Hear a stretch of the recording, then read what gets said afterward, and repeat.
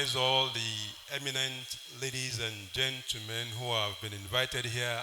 I'm unable to mention you by one, so please pardon me. I'm not great at protocols, by the way, so please pardon me for that. I also recognize the press people.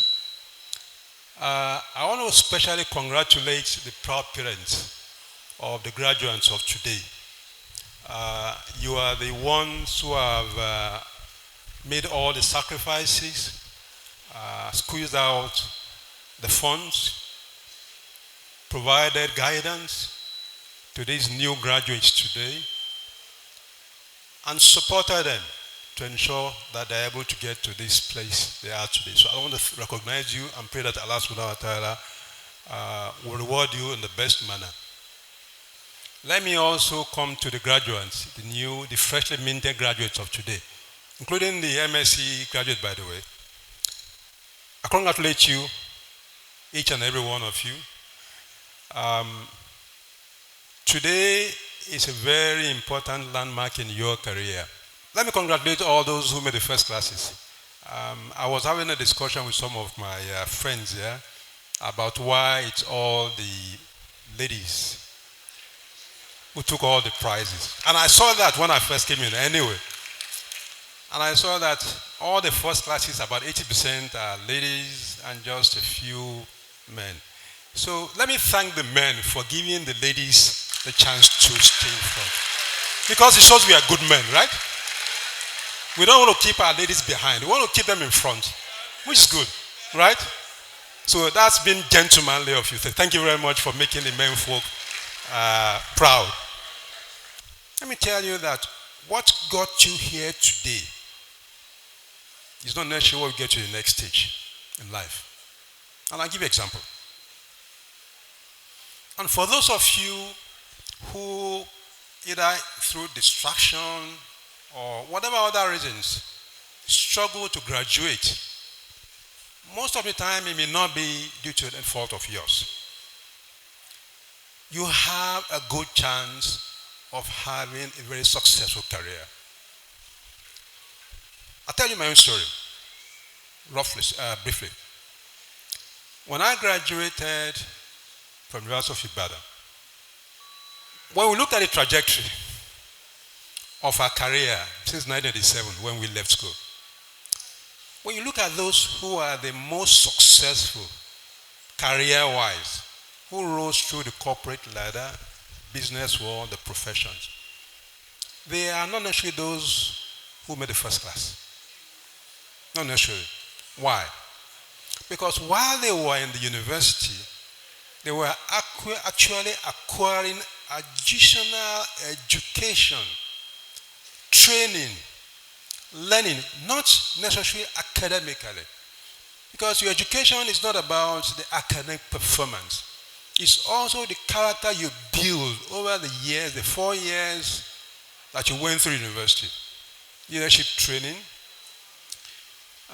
being members of students' body, being, volunteering, and all those things build you up.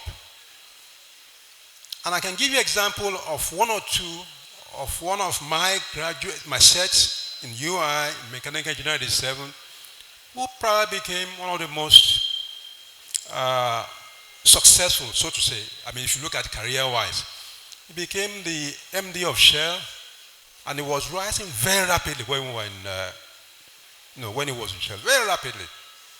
When he was in school, he was always the go-to person if you wanted to contest for any role in the university, whether it's in the faculty, or whether it's a main student body, or whether it was a social event. It wasn't exuberant, but he was always there. He was building relationship, building network, holding his skills, his soft skills.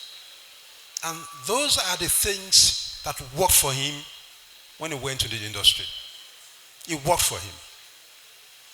So that's why I said, for those of you who made first class and 2-1, know that what got you to this stage, the accolade you are getting today, is not necessarily what's going to get you to the next stage. And for those of you who are actually doing other things, whether it's commercial, whether it's building business skills or whatever it is when university, you also need to make use of those learning, those training, those education to help you progress in your career.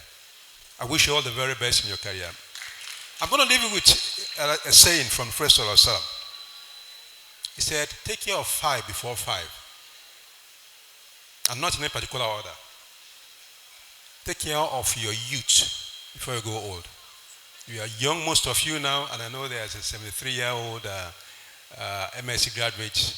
Even that's young enough, as we, it's not too old really. So take care of your youth. Make the best use of your youth before you grow old. Make use of your free time before you become very busy. You may think you've been very busy academically doing all those things, but you can ask this gentleman here. He tell you what busyness means. So take advantage of your free time. You have time on your hands now. Make the best use of it before you become very busy.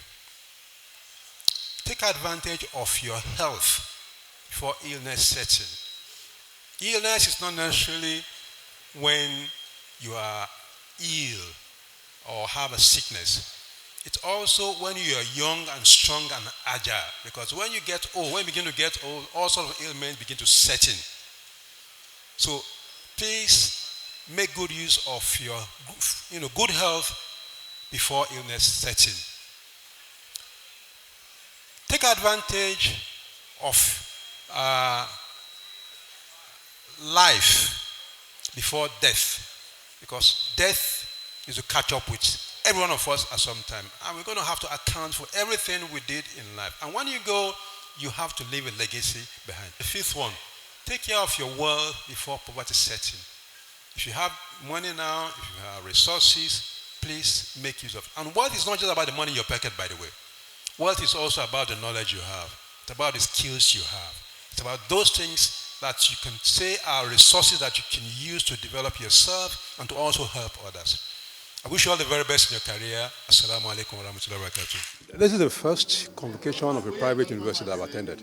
I've attended federal universities, convocation, but this is the first private. And I think it compares quite well with those that I've attended, even outside Nigeria as well. Of course, we can do better than this in terms of the sequencing of event and planning, but I think have a pass mark. During is something that we have to take as a collective responsibility, not just for the children alone, even though they are the people who are directly running things, but then as a Muslim Ummah, we also have the responsibility to support them, to ensure that we encourage them wherever we can come in, to ensure that we also guide and play our own role to keep making the university get better, because this is not what it was some 4 or 5 years ago. Right. So we have seen a lot of improvements, a lot of advancements, even the infrastructure, even the student intake, the quality of the events that they're organizing. It has improved over the years. And I have very good confidence in the current proprietor, Prince Adeshegun Adibola SAN, his capability, his capacity to be able to continue with the legacy. I have full confidence in that. But then, like I said, something that we have to rally around him and all the members of the Board of Trustees to ensure that we keep the flag flying, so to say.